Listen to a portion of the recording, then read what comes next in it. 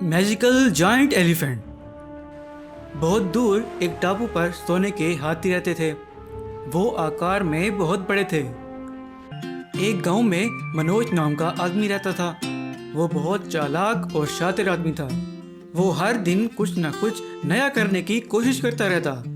कभी वो उड़ने वाला साइकिल बनाने की कोशिश करता और कभी वो जानवरों पर प्रयोग करता। एक दिन टीवी में एक टापू पर छुपे हुए खजाने की खबर आ रही होती है। वो खबर मनोज भी देख लेता है। मनोज उस खजाने की खबर सुन के सोचने लगता है, अगर मैं इस खजाने तक पहुंच जाऊं तो मैं इस गांव का सबसे अमीर आदमी बन जाऊंगा। उस गांव में एक बदमाश सेठ रहता था। उसका नाम मुन्ना सेठ। मुन्ना सेठ रोज गांव के लोगों के घरों में अपने गुंडे लेके जाता और उन गरीब गांव वालों को डरा धमका कर पैसे लेता। जो गांव वाला पैसे ना देता उसे वो अपने गुंडों से पिटवाता। एक दिन मनोज ने एक नाव बनाने का सोचा कि वो उस नाव से उस खजाने वाले टापू को ढूंढेगा।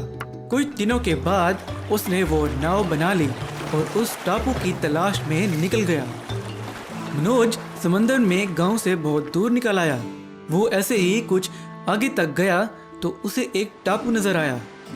उसने अपनी नाव को उस टापू की तरफ मोड़ा और वो उस टापू तक पहुंच गया।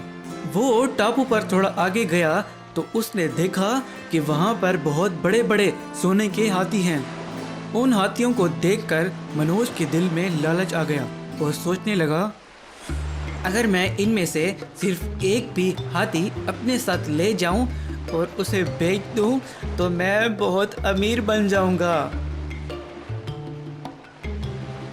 मनोज ने सोने के हाथी को पकड़ने के लिए एक प्लान सोचा और वापस अपने गांव चला गया एक नया आविष्कार करने, जिससे वो उस सोने के हाथी को पकड़ेगा।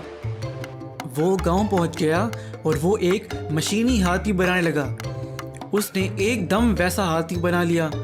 वो दिखने में असली हाथी जैसा था और सोने के रंग का भी, लेकिन आकार में छोटा था।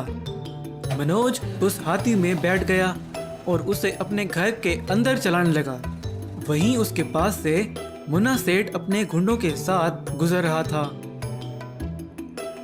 मुन्ना सेठ ने मनोज के घर में खड़े उस सोने के हाथी को देख लिया और मुन्ना सेठ मनोज के घर के अंदर गया तो वहां मनोज उस हाथी में कुछ लगा रहा था।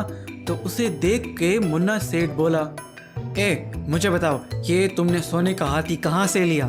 तो वहां खड़े मनोज ने सोचा, अगर मैं इस बदमाश से झूठ बोलूंगा तो फिर ये मेरा पीछा नहीं छोड़ेगा।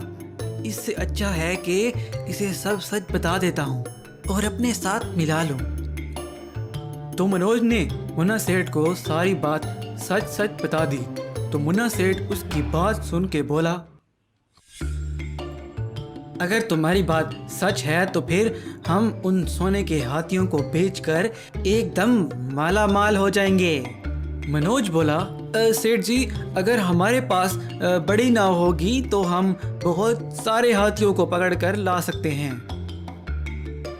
हाँ, ठीक है, कल मैं एक बड़ी नाव लेके आऊँगा, उसी में चलेंगे उन हाथियों को पकड़ने। तुम बस अपने इस मशीनी हाथी को तैयार रखो। मुन्ना सेठ और मनोज उस बड़ी नाव पर उस मशीनी हाथी को लेकर उन सोने के हाथियों को पकड़ने के लिए निकल पड़े। जब उन्हें वो टापू दिखने लगा और वो उस टापू के करीब पहुंचे तो मुन्ना सेठ मनोज से बोला, बेवकूफ़ इंसान, तुमने क्या सोचा था कि मैं तुम्हें इस सोने को बेचकर अमीर होने दूंगा? ना, मेरा नाम है मुन्ना और मैं लगाता हूँ सब कुछ चूना। वो सारे के सारे हाथी मैं पकड़कर ले जाऊंगा और उनको बेचकर मैं खुद अमीर बनूंगा। मुन्ना सेठ अपने गुंडों से बोला,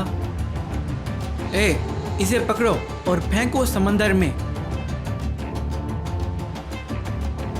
वहां खड़े गुंडे मनोज को समंदर में फेंक देते हैं और मुन्ना सेठ उन हाथियों को पकड़ने के लिए उस टापू पर पहुंच जाता है।